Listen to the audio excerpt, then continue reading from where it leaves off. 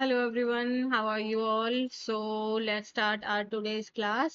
और आज हम पढ़ेंगे एआई के बारे में। पहले हम वोकैबलरी स्टार्ट कर देते हैं और उसके बाद हम आर्टिकल देखेंगे। और अगर आपने अभी तक चैनल सब्सक्राइब नहीं किया है तो चैनल को सब्सक्राइब कर लीजिए। वीडियो लाइक एंड शेयर करना है और बहुत सारी पढ़ाई करनी है। तो हमारा फर्स्ट वर्ड क्या है? फॉर्मिडेबल। फॉर्मिडेबल का मतलब ऐसा हो गया, ऐसे सोचो इसको कि किसी इंसान का फॉर्म, यानी कि किसी इंसान का रूप ऐसा है कि उसको देख के आपको डर लग जा रहा है। एबल का मतलब वैसे क्या होता है? कैपेबल होना, लायक होना। तो उसका फॉर्म जो है वो डर पैदा कर देने वाला है, तो वो चीज क्या हो गई? फॉर्मिडेबल है। तो अब वो चीज कैसी है? बहुत सीरियस है। किसी के फॉर्म को देखकर डर लग जाएगा तो मतलब वो चीज कैसी है? बहुत सीरियस है, पावरफुल है, या फिर उसको डील कर पाना बहुत मुश्किल है। इसको ना हम इस सेंस में भी यूज करते हैं, जैसे अगर हम किसी पर्सन को बोल रहे हैं कि जैसे ही build a formidable reputation in the field. अब मान लो वो किसी भी फील्ड में, अगर हम बात करें, मान लो वो लॉयर हैं, जज हैं, पुलिस हैं, टीचर हैं, और उन्होंने जो अपनी रेपुटेशन है वो कैसी है? फॉर्मिडेबल है। मतलब अगर किसी को पता चल जाए ना कि वो है, तो उनकी आवाज, मतलब उनका नाम सुन के ही बंदा डर जाए, तो उनकी नाम से ही लोगों के अंदर डर पैदा हो जा रहा है। तो वो पर्सन कैसा होगा? डर पैदा कर देने वाला है। यानी वो व्यक्ति उतना पावरफुल है, उससे निपट पाना, उसको डील पर कर पाना बहुत मुश्किल है। तो फॉर्मिडेबल मतलब वो चीज बहुत स्ट्रांग है, पावरफुल है, फोर्सफुल है। डॉन्टिंग का मतलब क्या हो गया? बहुत डिफिकल्ट है वो चीज। डिफिकल्ट है वो चीज, उसको डील कर पाना बहुत मुश्किल है। चैलेंजिंग है। इंटिमिडेटिंग, इंटिमिडेटिंग मतलब आपके अंदर में डर पैदा कर दे रही है। ऑपोजिट क्या होगा? इजी, आसान है। मैनेजेबल, आसानी से काम हो जाएगा, मैनेज किया जा सकता है। वीक, कमजोर, जैसे यहाँ पे पावरफुल है तो यहाँ पे वीक हो गया। पावरलेस और फीबल, फीबल का मतलब भी क्या होता है? कमजोर। ठीक है। जैसे learning a new language can seem like a formidable task.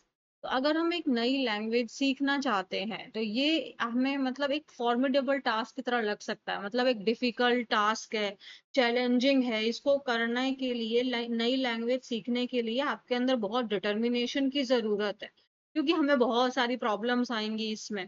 तो नई लैंग्वेज सीखना कैसा लग सकता है कि ये एक फॉर्मिडेबल टास्क है, मतलब एक बहुत डिफिकल्ट और चैलेंजिंग वाला काम है। इजी है, मैनेजेबल है, तो इसके ऑपोजिट हो गए। तो फॉर्मिडेबल मतलब कोई चीज बहुत सीरियस है, बहुत पावरफुल है, बहुत डिफिकल्ट है उसको मैनेज कर पाना, वो डर पैदा कर दे रही है, चैलेंजिंग है वो चीज। पार्ट्स ऑफ स्पीच क्या है इसका? एडजेक्टिव। नेक्स्ट वर्ड क्या है? अ साउंडिंग बोर्ड। ये एक वैसे देखा जाए तो ये वोकैबलरी में वैसे नहीं पूछेंगे, बट फिर भी हमें पता होना चाहिए। साउंडिंग बोर्ड का मतलब क्या होता है? जैसे अब ऐसे सोचो, देखो पहले ये देखो। Someone you use to discuss your ideas and get feedback. अब जैसे my sister is a great sounding board for my ideas. अब इसका मतलब क्या हुआ? माई सिस्टर मेरी बहन है, समवन यू यूज में से समवन कौन हो गया? माई सिस्टर हो गया। तो अब जो भी मेरे आइडियाज हैं, जो भी मेरे पॉइंट्स हैं, जो भी मेरे दिमाग में नया थॉट आया है, मैंने अपनी बहन के साथ में क्या किया? उसको डिस्कस किया, और फिर वो उन चीजों को अंडरस्टैंड करके अपना एक फीडबैक देती है। तो समझ में आया? समवन यू यूज, हम जो भी व्यक्ति है, कोई भी, अब जैसे आज की डेट में तो आपका एआई हो गया, चैट जीपीटी हो गया है ना? तो इसको हम यूज करते हैं, ये हमारा आपका साउंडिंग बोर्ड हो गया है, इसके साथ हम अपनी बातें करते हैं, ये हमको फीडबैक देता है। तो my sister is a great sounding board for my ideas, इसका मतलब मेरी सिस्टर जो है, उसको मैं अपने आइडियाज एक्सप्रेस करता हूँ, उनको बताता हूँ, और फिर वो मुझे फीडबैक देती है। डन है। Before making an important decision I need a sounding board. तो एक महत्वपूर्ण डिसीजन लेने से पहले मुझे जरूरत है साउंडिंग बोर्ड की। इसका मतलब मुझे किसी सामान की जरूरत नहीं है। बोर्ड का मतलब यहाँ पे कोई लिटरल बोर्ड मत ले लेना। मैं बोल रही हूँ, मेरी आवाज है ना, साउंड, मेरी आवाज निकल रही है, और फिर वो आवाज कहीं जा रही है, वो सुन रहा है पर्सन, और फिर वो अपने पॉइंट्स मेरे को पहुंचा रहा है, वो हो गया। मतलब जिसके साथ हम अपने आइडियाज को डिस्कस करें और फिर वो हमें फीडबैक दे हो। तो एक इम्पॉर्टेंट डिसीजन लेने से पहले मुझे जरूरत है मतलब कि मैं अपने आइडियाज को डिस्कस करूं, फिर उनके जो फीडबैक्स आते हैं फिर उस अकॉर्डिंग मैं अपना डिसीजन बनाऊं। डन है, ये समझ में आया? तो ये अगर आपको फ्रेज कहीं भी दिखाई देगी आपको समझ जाना है साउंडिंग बोर्ड का मतलब हो गया कोई भी जिनके साथ आप अपने आइडियाज को शेयर कर रहे हैं और फिर वहां से आपको एक ओपिनियन मिल रहा है, एक आपको उनका पॉइंट ऑफ व्यू मिल रहा है, उनका फीडबैक मिल रहा है। नेक्स्ट वर्ड क्या है? ओके, देखने में बहुत टफ लग सकता है बट है बहुत इजी। इसको रूट से अंडरस्टैंड करते हैं। एंथ्रो, आपको याद है एंथ्रोपोलॉजी, है ना? एंथ्रोपोलॉजिस्ट, बहुत सारे शब्द होते हैं। तो एंथ्रोप का मतलब क्या होता है आपका? एंथ्रोप का मतलब होता है आपका मैनकाइंड, है ना? ह्यूमन बीइंग आप कह दो, मैनकाइंड आप कह दो। और ये जो शब्द है आपका मॉर्फ, मॉर्फ का मतलब होता है शेप या फॉर्म। तो आपका ये टोटल शब्द क्या बन गया आपका? एंथ्रोपोमॉर्फिक। तो एंथ्रोपोमॉर्फिक का मतलब क्या हो गया कि कोई ऐसी चीज है जो ह्यूमन नहीं है बट हम उसको ह्यूमन का, जो ह्यूमन के एट्रीब्यूट्स होते हैं, जो ह्यूमन के फीचर्स होते हैं वो हम उनको दे रहे हैं। तो हैविंग और giving human characteristics to something that is not human, जैसे कि the sun smiled at us. अब जो सन है, क्या सन स्माइल कर सकता है? स्माइल करने का काम तो ह्यूमन का है, ये जो बिहेवियर है ये ह्यूमंस का है ना। लेकिन अब हम सन को कह रहे हैं कि सन स्माइल कर रहा है, तो ये हमने सन को कैसी हमने सन को कैसे ट्रीट कर रहे हैं? ह्यूमन बीइंग की तरह। जैसे अब यहाँ पे देखो, bye expressing worry and understanding the robot display anthropomorphic qualities. अब जैसे कि अगर आप चैट जीपीटी के साथ में अपनी प्रॉब्लम शेयर करते हैं, फिर वो कहता है yes I understand your problem, I am worried about you. तो क्या कोई रोबोट हमारे लिए वरीड हो सकता है? क्या उसको हमारी बातें समझ में आ सकती हैं? क्या उसको हमारी चीजों की इंटेंसिटी समझ आ सकती है, हमारे इमोशन समझ आ सकते हैं? नहीं। बट वो ऐसे बिहेव कर रहा है जैसे कि उसको ह्यूमन की सारी चीजें मतलब वो इमोशंस शो कर रहा है बट उसके अंदर तो इमोशंस है ही नहीं। वो कहाँ से इमोशन शो कर रहा है? तो वो ऐसा बिहेव कर रहा है। तो इन रियल में क्या वो ह्यूमन बीइंग है? नहीं। तो ये मतलब हो गया एंथ्रोपोमॉर्फिक का मतलब ह्यूमन के कैरेक्टरिस्टिक आप उसको दे रहे हैं, इन रियल वो ह्यूमन बीइंग नहीं है। डन है। तो आईसी लगा हुआ है, पार्ट्स ऑफ स्पीच क्या है इसका? एडजेक्टिव। नेक्स्ट वर्ड क्या है हमारा? स्क्रूटनी। स्क्रूटनी का मतलब होता है किसी कोई चीज को भाई बहुत ज्यादा केयरफुल तरीके से उसकी जांच करने की जरूरत है। स्क्रूटनी आपका नाउन है, स्क्रूटनाइज आपका वर्ब है। तो very careful and close examination, तो उस चीज की बहुत केयरफुल और क्लोज एग्जामिनेशन की जरूरत है, मतलब उसको हमें बहुत ध्यान से परखना है, उसको चेक करना है, उसको एनालिसिस करना है, एग्जामिन करना है। तो नाउन है तो नाउन में आएगा examination, inspection, investigation and close observation. Opposite में नेग्लेक्ट कर दिया, छोड़ो, नहीं ध्यान दिया हमने। स्क्रूटनी मतलब हम उसको बहुत बारीकी से चेक कर रहे हैं, बहुत एग्जामिन कर रहे हैं। ऑपोजिट में हमने उसको छोड़ दिया, डिसरिगार्ड कर दिया, जाने दिया, ओवरलुक कर दिया, है ना, ध्यान नहीं दिया हमने। सुपरफिशियल ग्लैंस, सुपरफिशियल का मतलब होता है ऊपर ऊपर से, बहुत डिटेल तरीके से नहीं। यहाँ तो हम क्लोज एग्जामिनेशन कर रहे हैं, डिटेल एग्जामिनेशन कर रहे हैं, बहुत ध्यान से हम चीजों को देख रहे हैं, है ना, डिटेल्ड एग्जामिनेशन चल रही है। यहाँ पे ऊपर ऊपर से जस्ट ऐसे ही आपने देखा और छोड़ दिया। तो the new policy is under public scrutiny, तो जो नई पॉलिसी है ना वो पब्लिक स्क्रूटनी में, मतलब लोग जो है उसको बहुत गहराई से उसकी जांच कर रहे हैं, लोग उसको देख रहे हैं, उसमें ये गलत है वो गलत है। हर expenses came under scrutiny after the audit. Audit हुआ मतलब चेक हुआ कि ओके कहाँ पे बजट, कहाँ पे पैसा खर्च हुआ है, और फिर जो उसके एक्सपेंसेस थे, मतलब जो उसका एक्सपेंडिचर था, जो उसने पैसा खर्च किया है, वो स्क्रूटनी में आ गया, मतलब उसके पैसों के ऊपर में क्वेश्चंस उठ गए। कहाँ पैसा खर्च हुआ, कैसे पैसा खर्च हुआ, क्या ये सब चीजें रियल तरीके से हुई हैं, क्या इसमें कुछ गलत हुआ है? तो उसके ऊपर में सवाल आ गए, पब्लिक स्क्रूटनी मतलब लोग अब उससे सवाल पूछ रहे हैं। आप ऐसे सोच लो, स्क्रूटनी में मतलब अगर आप उससे केयरफुल और क्लोज एग्जामिनेशन में हो, यानी आप उसको इन्वेस्टिगेट कर रहे हो ना, आप उससे सवाल पूछ रहे हो, तो वो अंडर क्वेश्चन भी आ गया, आप उसके क्वेश्चन पूछ रहे हैं, सवाल जवाब आ गया उसमें, तो ये है, ठीक है। चलिए, protecting teenagers in the age of AI. तो एआई के जमाने में, आर्टिफिशियल इंटेलिजेंस के टाइम पे बच्चों को प्रोटेक्ट करना, टीनेजर्स को प्रोटेक्ट करना, ये एक बहुत इम्पोर्टेंट और एक बहुत डिफिकल्ट काम भी बन गया है, क्योंकि रोका भी नहीं जा सकता है दोनों में से किसी को, ना एआई को ना बच्चों को। So, for a generation of digital natives growing up on smartphones and social media, artificial intelligence is not what lies in the future. It is gradually becoming a nature and regular part of our everyday life, a sounding board for curiosity, a companion that shapes how they learn, communicate, and seek reassurance. ये total एक ही sentence है। For a generation of digital natives, natives के मतलब होता है कि भाई जहाँ पे आप रहते हैं, जहाँ के आप निवासी हैं। अब हमारी जनरेशन कैसी होती जा रही है, डिजिटल नेटिव्स होते जा रहे हैं। हम कहाँ रहते हैं, हम डिजिटल रहते हैं, हम पूरे दिन हम फोन पे रहते हैं, right.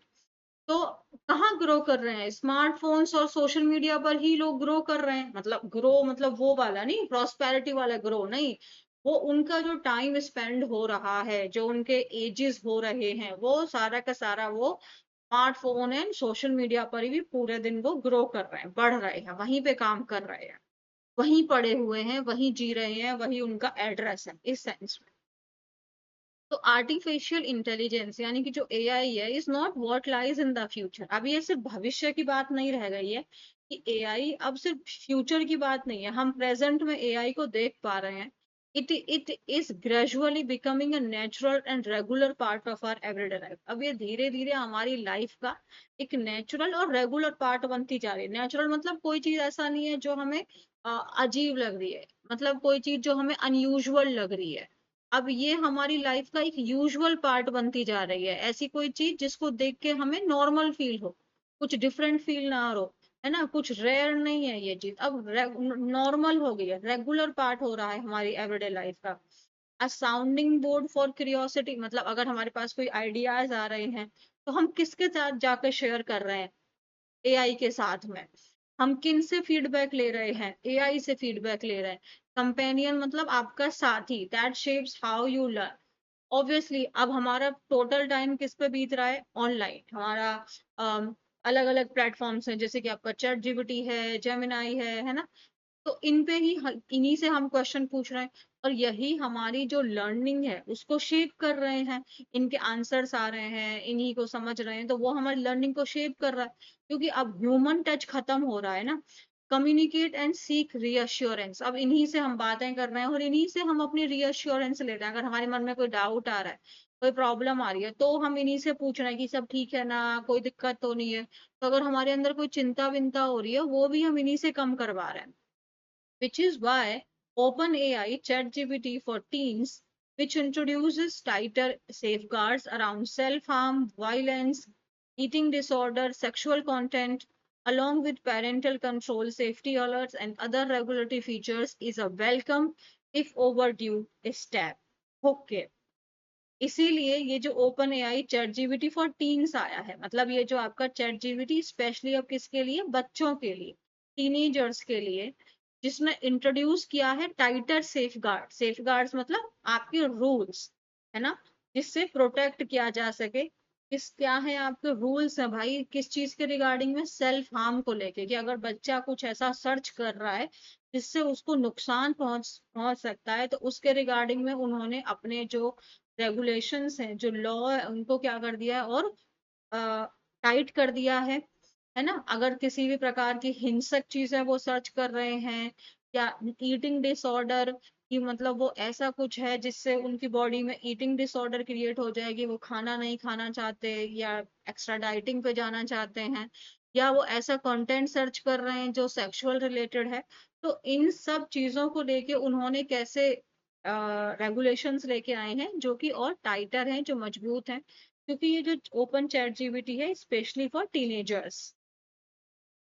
Along with parental control, और इसके साथ साथ में एडिशनल फीचर्स क्या हैं कि पेरेंटल कंट्रोल है, मतलब उस चीज के ऊपर में पेरेंट्स जो हैं वो कंट्रोल कर सकते हैं, उनकी अथॉरिटी होगी, बच्चा उनके सुपरविजन में रहेगा। Safety alert and other regularity features हैं, ये सब एक वेलकम स्टेप्स हैं। इफ ओवर ड्यू मतलब वैसे ये सारे काम पहले हो जाने चाहिए थे, अभी देर हो गई है, ओवर ड्यू हो गया है। ओवर ड्यू मतलब वो चीज पहले हो जानी चाहिए थी, आपका पेमेंट जो है वो ड्यू है, मतलब बकाया है, तो पहले पे हो जाना चाहिए था ना। तो वही कह रहा है कि ये स्टेप्स पहले ले लिए जाने चाहिए थे, बट चलो ठीक है, अभी लिए हैं, और ये एक वेलकम आपके स्टेप है, अच्छी अप्रोच है, कम से कम अब तो जाके तुमने कुछ काम किया। Big tech has often deliberately ignored the fact that young people have unique needs and require specially designed caring, protection and attention. ये जो आपकी बिग टेक्नोलॉजी यानी जो बिग टेक है, ये डेलिबरेटली मतलब इंटेंशनली अपने जानबूझकर ही ये इग्नोर कर देते हैं कि जो यंग पीपल हैं, जो टीनेजर्स हैं, उनकी अपनी डिमांड्स होती हैं और उनकी जो नीड्स है वो यूनिक है, और उनको जरूरत है specially designed caring, protection and attention की। वो अडल्ट की तरह नहीं है, क्योंकि देखो, अगर हम अपनी बात करें तो हमें पता है कि हम अपने आप को सेल्फ हार्म करने को लेके सोच चुके हैं, हमें पता है कि हमारा एक जजमेंट क्रिएट हो चुका है, we know what we are doing. पर बच्चे जो होते हैं वो अपनी इमोशंस में बहुत जल्दी आ जाते हैं, तो उनकी जो डिमांड्स हैं, उनकी जो रिक्वायरमेंट है वो अलग है। और इस चीज को, ये जो बिग टैक्स हैं, ये डेलिबरेटली इस चीज को ओवरलुक कर दे रहे हैं, ध्यान नहीं दे रहे हैं। फॉर देम मतलब teenagers, the danger of AI are formidable. It is highly responsive. तो ये जो AI का जो डेंजर है ये बहुत सीरियस है, बहुत डिफिकल्ट है।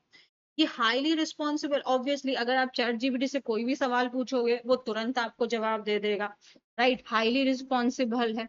उसके बाद में आपका क्या है, एंथ्रोपोमॉर्फिक है, मतलब वैसे बिहेव कर रहा है जैसे कि एक ह्यूमन बिहेव करता है। आप अपनी मदर के साथ में प्रॉब्लम शेयर करेंगे, इमोशंस, उनकी चिंताएं आएंगी, वो वरी होंगी, है ना, प्यार आएगा, गुस्सा आएगा, ऐसा ही ये भी कर रहा है। तो अब क्या आएगा, ये बहुत डेंजरस सिचुएशन बन गई है। फॉर्मिडेबल मतलब एक बहुत डेंजरस सिचुएशन बन गई, बहुत डिफिकल्ट सिचुएशन बन गई है हैंडल करने को। And adept at mimicking empathy. Adept का मतलब होता है किसी काम को करने में आप स्किलफुल हो, है ना, स्किल्ड आपके अंदर है, स्किल्ड हो आप, ठीक है। अडेप्ट एट भाई मिमिकिंग एम्पैथी, एम्पैथी का मतलब होता है कि हम किसी के दर्द को सिर्फ अंडरस्टैंड नहीं कर रहे, ऐसा लग रहा है जैसे कि वो दर्द मेरे साथ में हो रहा है। तो अगर इस तरीके से एआई बिहेव कर रहा है, टोटल ह्यूमन नेचर बिहेव कर रहा है वो, तो इससे बाहर निकल पाना बहुत मुश्किल वाली चीज हो रही है। ये एक बहुत डिफिकल्ट और डेंजरस सिचुएशन बन रही है, because teenagers are still learning to take good decisions and developing their identity. These human-like qualities of AI can have a harmful influence on them. क्योंकि जो बच्चे हैं, जो टीनेजर्स हैं, वो अभी भी सीख रहे हैं। हम सीख चुके हैं काफी हद, नहीं ऐसा नहीं है कि हम सब सीख गए हैं, ऑब्वियसली हम लोग भी सीख रहे हैं, बट स्टिल हमने बहुत कुछ देखा है अपनी लाइफ में, या हम आगे ग्रो कर रहे हैं, या पास्ट फेलियर हम देख चुके हैं अब। तो स्टिल अभी, लेकिन जो यंग है वो तो बहुत कुछ सीख रहे हैं ना, वो तो अभी जजमेंट बना ही रहे हैं, उनको नहीं पता है चीजों के बारे में। बट अगर ये इस तरीके से अगर वो अपना क्विक रिस्पॉन्स दे रहा है, बिल्कुल ह्यूमन जैसा बिहेव कर रहा है, उनको एम्पथी शो कर रहा है, तो हमारा तो ह्यूमन के कांटेक्ट से बिल्कुल दूर हो जाएंगे हम लोग, है ना। तो इस तरीके का जो ये ह्यूमन लाइक क्वालिटीज हैं एआई की, ये एक बहुत हार्मफुल इन्फ्लुएंस डाल सकती हैं बच्चों के ऊपर में। ChatGPT 14 arrives amid lawsuits in the US alleging that the chatbot contributed to suicides of teenagers, and the US Federal Trade Commission investigation into 7 AI companies, including OpenAI, over the effects of their product on children. अब ये जो आपका chat GPT for teens आया है, मतलब chat GPT specially for teenagers के लिए जो ये आया है, ये किस, ऐसा नहीं है कि इन्होंने अपनी मर्जी से ले आए, नहीं, क्योंकि आपके केसेस चल रहे हैं, लॉ सूट मतलब केस चल रहे हैं आपके यूएस में, जो जिन्होंने ये आरोप लगाया है, एलिजिंग मतलब किसी के ऊपर में वो आरोप लगाना, उन्होंने आरोप लगाया है कि ये जो चैटबॉट है, जैसे chat GPT is also a chatbot, आप इससे बात कर रहे हो, कंट्रीब्यूट मतलब उसने भैया अपना योगदान दिया है, वो भी उसका एक पार्ट बना है टू सुसाइड्स ऑफ टीनेजर्स, की जो बच्चों ने जो आपके सुसाइड की है, उसका एक पार्ट बना है, ये भी उसका भी एक योगदान रहा है। तो इस तरीके के केसेस चल रहे हैं इसके ऊपर में, और इसके बीच में ये आया है। तो ऐसा नहीं है कि अपनी मर्जी से ये लेके आ गए हैं, क्योंकि इसके ऊपर में वो प्रेशर पड़ रहा है। यूएस फेडरल ट्रेड आपका कमीशन जो है वो इन्वेस्टिगेट कर रहा है 7 AI कंपनीज के ऊपर में, जिसमें आपका ओपन एआई भी है। ओवर द इफेक्ट, कि इसका जो इन्फ्लुएंस, जो उन over the effect of their products on children, कि भाई जो ये इनके प्रोडक्ट्स हैं उनका इन्फ्लुएंस बच्चों के ऊपर में क्या पड़ रहा है। तो ये जो आपका एफटीसी है, ये ऑलरेडी इसको जांच कर रहा है। ठीक है, लॉ सूट्स चल रहे हैं यूएस में। तो इस बीच में ये आया है, अपनी मर्जी से नहीं लेके आ गए कि इनको बच्चों को लेके कुछ इनके मन में चिंता पैदा हो गई है। Meta is currently facing a trial in the US on the ground of deliberately designing Facebook and Instagram to exploit young users' vulnerabilities and making its platform addictive। जो मेटा है करंटली, मतलब उसके ऊपर में अभी प्रेजेंट में भाई क्या चल रहा है, ट्रायल चल रहा है, मतलब उसके ऊपर केसेस चल रहे हैं, प्रोसीडिंग चल रही है यूएस में। किन आधार पर, ऑन द ग्राउंड, मतलब किस बेसिस पे, किस आधार पर, कि वो जानबूझकर इसी तरीके से फेसबुक और इंस्टाग्राम को बना रहे हैं कि जो यंग यूजर्स की वल्नरेबिलिटीज है, मतलब जो उनकी कमजोरियां हैं, जो उनकी इनसिक्योरिटीज हैं, उसको एक्सप्लॉइट किया जा सके। एक्सप्लॉइट करना मतलब किसी को जानबूझकर उसको, आप उसकी चीजों से एडवांटेज ले रहे हैं। और प्लेटफॉर्म को क्या बना रहे हैं, एडिक्टिव बना रहे हैं। क्योंकि देखो, यंग पीपल की जरूरत है कि भाई लोग उनको पसंद करें, लोग उनको लाइक करें, कमेंट करें। तो ये इन चीजों पे उनको टारगेट कर रहा है। Across the world means all over the world में अगर देखा जाए, तो there is a push back against the unchecked roll out of AI services to children. तो there is a push back मतलब पीछे की तरफ में, आप उस पर रेस्ट्रिक्शंस लगा रहे हैं, या उसको आप रेजिस्ट कर रहे हैं, उस पे आप विरोध कर रहे हैं, ओपोज कर रहे हैं अगेंस्ट द अनचेक्ड मतलब जिसपे सही से पूरी चेकिंग ना की गई हो, है ना, प्रॉपरली चेक ना हुआ हो। रोल आउट मतलब किसी चीज की स्टार्टिंग करना। तो भाई टोटल आपका बैकलैश मिल रहा है, ओपोज किया जा रहा है, रेजिस्टेंस हो रही है कि आप बिना सेफ्टी को चेक किए, बिना उसको टोटल, आप उसकी पूरे टोटल ठीक है कि वो कि नहीं है, आप उसको एआई सर्विसेज को कैसे लॉन्च कर दे रहे हैं। तो इन सब चीजों के ऊपर में लोग अब इनको क्या कर रहे हैं, बैकलैश इनको बहुत ज्यादा मिल रहा है। ऊपर से इनके ऊपर में केसेस भी चल रहे हैं। इसी में इनका ये जो आपका chat chat GPT for teenagers के लिए आया है। चाइना ने डायरेक्टली इंट्रोड्यूस कर दिया है रिस्ट्रिक्शंस इस एरिया में, कि मतलब हम नहीं यूज करेंगे। और जो इंडिया है वो डिपेंड करता है collection of different laws, rules and measures taken by individual platform. तो मतलब इंडिया के, हमारा कोई एक पर्टिकुलर ऐसा लॉ नहीं है जो इस चीज को टारगेट कर रहा है। डिफरेंट कई अलग अलग तरीके के लॉज हैं, रूल्स हैं और एक्शंस हैं। मेजर्स का मतलब क्या हो गया, एक्शंस हैं जो इंडिविजुअल प्लेटफॉर्म्स के द्वारा लिए जा रहे हैं, कि मतलब हम लोग उन पे कह रहे हैं कि नहीं ये ठीक नहीं है, आप इस पे रूल करो, इस पे काम करो, इस तरीके से। There is know putting AI back in the box, इस लाइन का मतलब क्या हुआ, there is know putting AI back in the box. Back in the box का मतलब होता है किसी चीज को फिर से उसी उसके डब्बे के अंदर डाल दो, मतलब उसको, अब उसको आपने वहीं पे डाल दिया, तो अब वो ऐसे कि उसका वो कभी शुरू ही नहीं हुआ था, उसको उसी के फॉर्म में बंद कर दिया जैसे कि वो कभी कुछ हुआ ही नहीं। तो एआई को अब हम कंप्लीटली खत्म नहीं कर सकते हैं, अब हम उसको बॉक्स में नहीं डाल सकते हैं, अब हम उसका एग्जिस्टेंस हटा नहीं सकते हैं। तो the challenge is to ensure that as its users use become inevitable, inevitable मतलब होगा ही होगा। तो अब चैलेंज ये है कि हम इस चीज को सुनिश्चित करें कि देखो, अब इसका जो यूज है वो तो इनएविटेबल है, मतलब जो हमारे यूजर्स हैं, जो लोग हैं, इवन जो टीनेजर्स हैं, जो बच्चे हैं, वो इसका इस्तेमाल तो करेंगे ही करेंगे। बट हमें इस चीज को सुनिश्चित करना है कि that it does not come at the expense of young people's wellbeing, कि ये उस हमें इसकी कीमत हमारे बच्चों की वेलबींग के ऊपर ना चुकानी पड़ जाए। क्योंकि देखो अगर हम टोटली ह्यूमन नेचर से बाहर, हम कांटेक्ट में ही नहीं आ रहे हैं, और हम टोटल आपका डिजिटली रह रहे हैं, बाहर की सराउंडिंग्स लोगों के बारे में हमें नहीं पता है, तो ये ऑब्वियसली हमारी जो पूरी वेल बीइंग है उसको तो इम्पैक्ट करेगा ही करेगा। The safeguards announced by OpenAI are not foolproof. Age prediction is still an estimate. Children can misrepresent their age, and content restrictions are only as effective as their enforcement. तो ये जो safe guards हैं, जो ये इन्होंने law है, जो ये प्रोटेक्शन है, जो ओपन एआई ने अनाउंस किया है, ये कोई फुल प्रूफ नहीं है कि हाँ मतलब बोल दिया तो ये 100% है। क्योंकि अगर एज की बात है कि बच्चा अगर अपनी एज है, तो ये तो एक एस्टिमेट है। अब वो क्योंकि वो मिस रिप्रेजेंट भी तो कर सकता है अपनी एज को, मान लो वो 10 साल का है लेकिन वो डाल दे रहा है 18 साल। ठीक है, अब उसको तो वो कंटेंट शो कर देंगे ना जो आपके अडल्ट को आएगा। जो टीनेजर्स वाला कंटेंट है उसके रिस्ट्रिक्शंस में तो नहीं लगाया उसको, तो अडल्ट वाला कंटेंट उसको दिख रहा है। अब पहली बात तो यह है कि अडल्ट कंटेंट डाल कैसे रहे हैं, इसके ऊपर में कोई भी एक्शन क्यों नहीं है। इतनी ज्यादा न्यूडिटी आ गई है आपके इंस्टा पे, फेसबुक तो मैं कभी चलाती ही नहीं हूँ, बट वाई मतलब आई डोंट नो कि उसको इतना रिपोर्ट करो, क्यों क्यों डल क्यों रहा है वो, I don't understand, I literally don't understand. तो ये आपका ऑब्वियसली वो मिस रिप्रेजेंट कर सकता है अपनी एज को, और जो कंटेंट रिस्ट्रिक्शन है ये उतना इफेक्टिव है भाई जितना उसका इन्फोर्समेंट है। मतलब आप उसको आप अगर उसको चेक कर रहे हो, आप उसको प्रॉपर तरीके से इन्फोर्स करना मतलब उसको आप लागू कर रहे हो, तभी तक आपका कंटेंट रिस्ट्रिक्शन इफेक्टिव होगा। अदरवाइज क्या ही, अगर कोई उसको चेक ही नहीं कर रहा है, बच्चे कुछ भी डाल रहे हैं, कुछ भी हो रहा है, तो कहाँ से वो चीज इफेक्टिव रहेगी।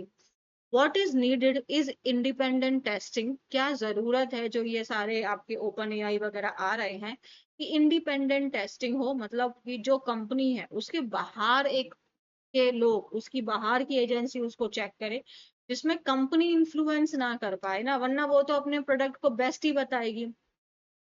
और भी ज्यादा ट्रांसपेरेंसी और इंडिपेंडेंट स्क्रूटनी की जरूरत है, along side better digital literacy and awareness. और इसके साथ साथ में बेटर डिजिटल लिटरेसी, मतलब हमें डिजिटली चीजों के बारे में नॉलेज होनी चाहिए, अवेयर होने चाहिए। और इसमें काइंड ऑफ पेरेंट्स भी रिस्पॉन्सिबल है, कि पेरेंट्स को लगता है कि बच्चा फोन चला रहा है, तो वो पहले अपनी मर्जी से उसको फोन देते हैं, और वो बच्चा फिर बाद में फोन का खुद ही आपका एडिक्टिव बन जाता है। The fact that these protections have come only after sustained pressure is a reminder that children's online safety cannot be left to big tech alone. और ये जो आपके प्रोडक्शंस आए हैं, ये जो चैट जीपीटी फॉर टीन्स आया है, ये तभी आया है जब only after sustained pressure. Sustained pressure मतलब जब लोगों ने, जब इनके ऊपर लगातार प्रेशर डाला गया है, सस्टेन मतलब लगातार जब इनके ऊपर प्रेशर डाला गया है, उसके बाद में ये कुछ सेफ गार्ड्स, कुछ प्रोटेक्शंस लेकर आए हैं। तो ये हमको ये याद दिला रहा है कि जो बच्चों की ऑनलाइन की जो सेफ्टी है ना, आप उसे उन्हें बिग टेक कंपनीज के ऊपर नहीं छोड़ सकते हैं। हमें भी उसके ऊपर अवेयर होना होगा। हमारे बच्चे अगर यूज कर रहे हैं तो उसको लेके हमें खुद अवेयर होना होगा। हम इन कंपनीज के ऊपर में कि हाँ ये सेफ है तो हम अपने बच्चे को छोड़ दें, विच इज आई थिंक ये आपका खुद का भी ये लैक ऑफ अंडरस्टैंडिंग शो कर रहा है आज के प्रेजेंट सिनेरियो को। Chat GPT 14 is a beginning, more work lies ahead. ये जो चैट जीपीटी 14 लेके आए हैं, ये तो सिर्फ एक शुरुआत है।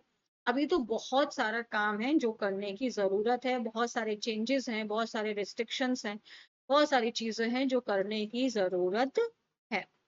तो अगर आपके घर में भी कोई छोटा बच्चा है, इवन जो 10, 12, 15 एज का है, उसको देखिए कि वो ज्यादा टाइम फोन पे ना रहे, क्या सर्च कर रहा है। ऐसा नहीं है कि हम उसके ऊपर डाउट कर रहे हैं, हमें अपने बच्चे पे भरोसा है, लेकिन हमें इन चीजों पे भरोसा नहीं है, क्योंकि डाइवर्ट होने में कुछ ही मिनट, कुछ सेकंड का शायद टाइम लगता है, मिनट तो फिर भी बहुत ज्यादा हो जाता है।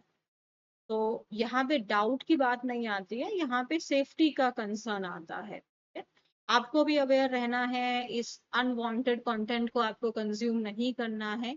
हमें शुरुआत में लगता है कि अच्छा ठीक है मजे आ रहे हैं, बट वही मजे मजे में जिंदगी तबाह हो जाती है। तो be aware, be cautious, more judicious, prudent, sensible and logical. Bye everyone, take care, अपना ध्यान रखिए, अवेयर रहिए, किसी भी ट्रैप में मत फंसिए, चैनल को सब्सक्राइब कर दीजिए और वीडियो लाइक एंड शेयर करिए। और ये वाला आर्टिकल आपको सेल्फ रीड करना है, उसके लिए ये वाला टेलीग्राम ज्वाइन कर लेना, वहां पे ये पीडीएफ मैं आपको शेयर कर दूंगी। Bye everybody.